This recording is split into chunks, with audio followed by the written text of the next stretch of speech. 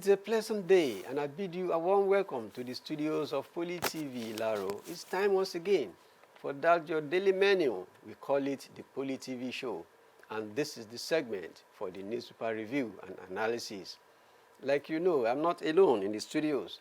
I have seated very close to me that regular face, the Baba Agbalagba, that I used to call him. I'm talking about Mr. Deji Adeyemi. Mr. Adeyemi, you're welcome to the program. Thank you very much. I'm glad to be here. You're welcome. Like you know that we are in year 2026, and the build-up to the year 2027, the political year 2027, is very close around. The politicians are doing their thing, and the polity is gradually warming up. That is to tell you that on this show today, we're starting with the political story. And I take you once again immediately to the political page of the Vanguard. Vanguard in the front page says 2027 PDP faction hold talks with Obi and Atiku. PDP faction holds talk with Obi and Atiku. Mr. Adulami, politicians are doing their thing. Well, that is expected because 2027 is just around the bend, and all preparations and all strategies must be put in place now, and they work at it towards the general elections. Anyway, the hawks are in their element from one political party to the other. What I mean is that poaching, they are talking with people and the rest of it. But the PDP, as reported there, it may just be a little too late in the day. Atiku was a founding father of ADC. And of course, Obi recently moved into ADC too with his supporters. Now, when you find the two of them in that party, they are likely to sit together at a round table conference and check out what is best for the party, or their party as it is now. The two of them obviously cannot be presidential candidates. So one needs to still step down for the other. But what you find out is that with PDP now making moves to talk with them, it's either, because I'm going to find it very difficult that they can stop the train of ADC, as it were. And of course, it may just be that they are looking at collaboration. Okay. If they decide to collaborate, of course, by all means, it means a lot of work or burden on APC. Okay. Because these, in their own rights, are giants. And of course, don't let us forget that Peter Obi has quite some followership, especially in the demographic of the youth.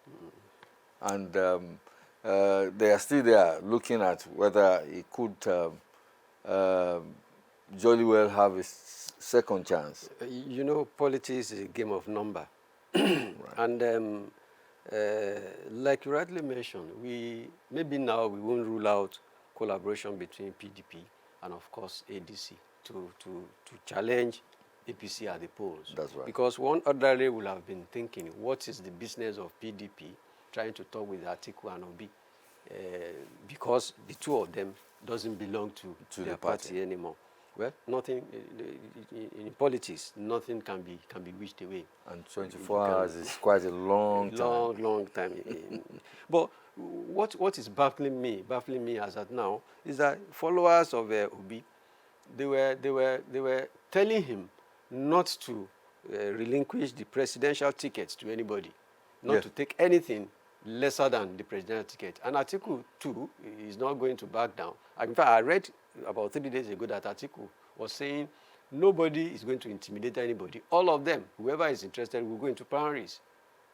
Okay. All of them will go to primaries. So whoever emerges at the primary will fly the flag of the party. Of the party. What I just found out is that going to the primaries still mean that there would probably be some sort of primaries before the main primaries. So, Still on the front page of the Vanguard, another related story.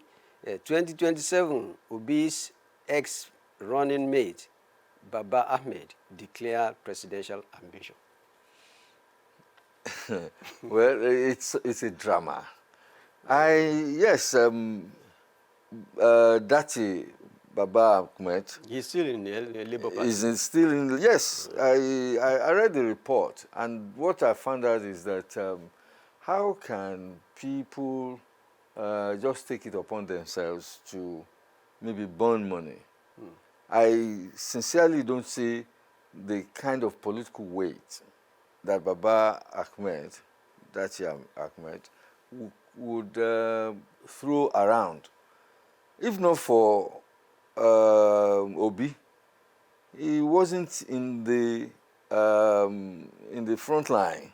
Even though he had been a senator, he had been in the National Assembly before now. And of course, but you see, it is not, going for presidency is not a tea party. You need your structure in virtually all the states. In fact, in virtually all the states of the Federation.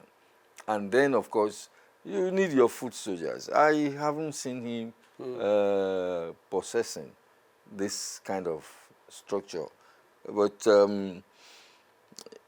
you never can say. Never say never. Because he also may decide to move at the last minute. At the last minute, he will just move his people because it's not as if he doesn't have followership. But of course, how formidable does he have? Okay, we move forward. We're going to the Nigerian Tribune now with a bold headline: Bandit attack Oyo National Park, kill 5 forest guards. That is a narrative that has continued to come to us every day, the insecurity in the country. It was reported that bandits and gunmen attacked the national park and killed 5 people, forest guard, all of them. So, well, I think the whole situation boils down to the fact that this issue of banditry and terrorism is something that we still will keep appealing to the government to do something that is decisive. The last time I was talking, I said that these bandits are all over the forest. Can you imagine Sokoto, northern part of Nigeria, northeast part of Nigeria, to Oyo? Oyo is in southwest. Or Old Oyo Park is, well, bordering Kogi and maybe Kebbi or something like that. But what you find out is, of course, they are there. Who says, well, God forbid bad thing, that they are not just right behind us here. If they can be in Oyo, and they are, of course, they are not moving in broad daylight and or moving through the highways and all the rest of it. It's in the forest. So there must be more an intensification of combating this menace. It has become something that is bothering virtually everybody. Not too long ago, they called them Bororo or so. They were not very far away from here. That's in fact, they caused havoc at Igua, very close by here in Yewa land, before they were maybe repelled and the rest of them. So what I found out is that we just keep appealing to government. And I said here last time that if government needs to ask for help, please, the earlier, the better. Mr. Adeyemi, there's an observation by a school of thought. It was pointed out that immediately after the U.S. strike in Sokoto few weeks ago, the intensity at the rate of which we record banditry attack and terrorism around the country is increasing rather than instilling fear in them and reducing. Almost every day we record one occurrence or the other. Yes. Perhaps it has some political undertone. Now that we are approaching the political year, what does it mean for the government, for the sitting government? People, maybe the opposition may want to cash in on that and say maybe the present government isn't adequate containing insecurity in Nigeria. Well, I would say that whoever or whichever group of people embark on such shenanigans of promoting violence in order to leverage for political strength, I think, or political advantage. Yeah. I think they need to have their heads checked up, because if the people that you intend to rule over or to govern are not at peace with themselves, then what are you going in there to do? Who is going to listen to you? And you know, you mentioned the last time about ideology, and that's a story for another day that needs to be better explained to Nigerians, because people are not, our politicians, they are not ideologically, oriented. It's all about, I want to be governor, I want to be minister, I want to be this and that. But what are you putting on the table for the people? That doesn't come into their reckoning, and it's a pity. And I just hope that the various efforts of government and perhaps the community will give us something to be proud of in the recent months to come. Hopefully. This is not meaning well for Nigeria. Yes. We will move forward. We're going to talk on something that is economical. We're going to the Punch newspaper. The front page of the Punch newspaper says, tax law, 5 trillion naira VAT windfall for states as new formula begins. Now states are going to get more money from VAT, courtesy of the new tax law. Maybe this will keep them or keep the people in some good mood, rather than criticizing the entire. I think it is, the onus still remains on the government to be able to disseminate the benefits of the new tax regime, such that the people will know that, look at that. It wasn't like that before. And I can tell you that even the payee, if you are earning something, even up to 1 million naira, you are not going to pay tax. It's all part of the bargain. That you start paying tax with some slight adjustment or upward adjustment in when you are earning 2 million naira as take home. But it wasn't like that before. If you are earning 500,000 naira, you are not paying tax. Whether it's in the what's it called, corporate, in the private sector, or in civil service. So that's an advantage. And there are so many other things like that that are inherent in this tax law. There's a rider to that story. Okay. The rider to that headline says, new tax law tilts VAT revenue towards states, local government, as federal government share drops to 922 billion naira. What that is saying is that under the new tax law, states will have to pretend and take care of whatever comes from VAT more than even the federal government. State will benefit from VAT. Whatever you're able to generate within your state, you're going to take larger chunk than the federal government. Yes, the federal government. That's one of the highlights. I think and with this, like you rightly mentioned, government needs to at least to inform Nigerians more. Let them know the benefit, the advantages this new tax law meant, than just criticizing as if nothing good is. And in informing Nigerians, they should come to the grassroots. All the radio stations, the TV stations, flyers, in the language that the people understand. If it's in Yoruba, if it's in Igbo or whatever, so that explain all these things, and then people can really, because the government policies also need the embrace of the people. People need to really support it. But it is only when they understand what the whole thing is all about. Okay, while narrating the exploits and the advantages inherent in this tax scene, there's a story that is very related in the Nigerian Tribune. Of course, it's a minor story, which says, new tax law stop inflicting pains on Nigerian workers, NLC tells federal government. At least these are one of the pressure groups that is mounting pressure on federal government not to implement the tax law. So NLC is saying, advising federal government not to stop inflicting pains on Nigerian workers. NLC, I can say,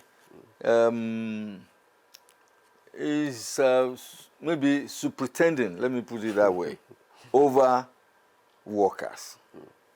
And these are the workers that we are saying that they will take more money back home when the new tax law comes into effect, because they won't be they won't be taxing people who are earning up until at least a particular level, like 2 million naira. They are not going to tax them.